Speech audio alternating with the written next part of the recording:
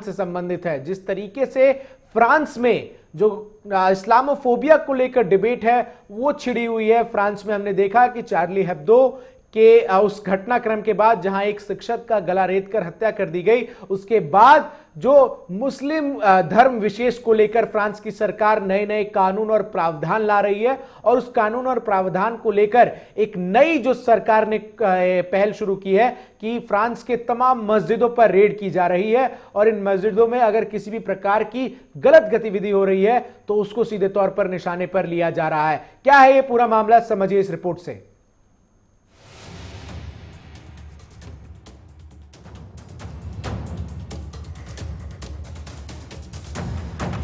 France में बीते दिन शुरू हुई मजहबी लड़ाई अभी ठीक से बंद भी नहीं हुई थी कि एक बार फिर से फ्रांस की सरकार ने ऐसा फैसला लिया जिसके बाद वहां मजहबी बहस फिर से शुरू हो गई है।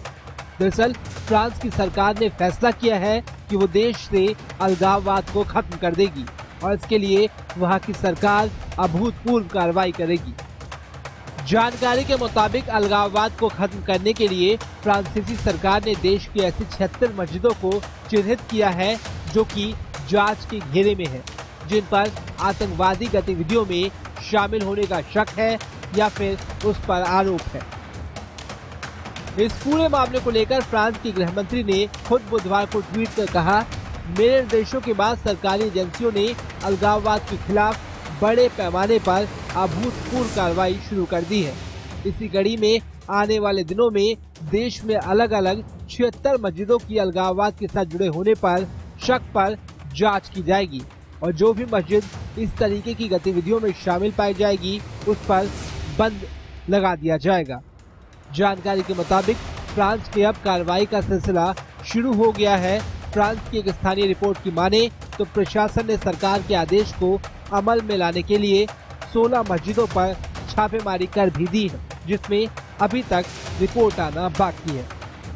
गौरतलब है कि फ्रांस में पिछले कुछ समय से आतंकवादी हमलों में जबरदस्त इजाफा देखने को मिला है। मामले को देखें तो वहां के धार्मिक उन्माद अपने चरम पर है।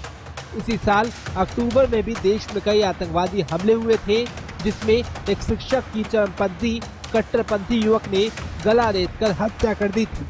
इसके बाद देश के नीस शहर पर एक चर्च पर भी हमला हुआ था, जहां ट्यूनीशिया में एक नागरिकों को 3 लोगों ने चाकू मार दिया था।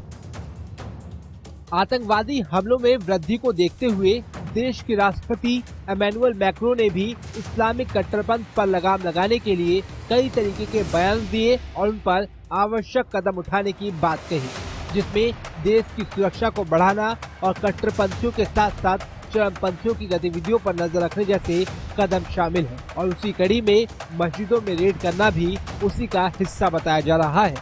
हालांकि इमैनुअल मैक्रोन का ये फैसला फ्रांस के चरमपंथियों और कट्टरपंथियों को नागवार गुजरेगा, इस पर कोई दो राय नहीं है।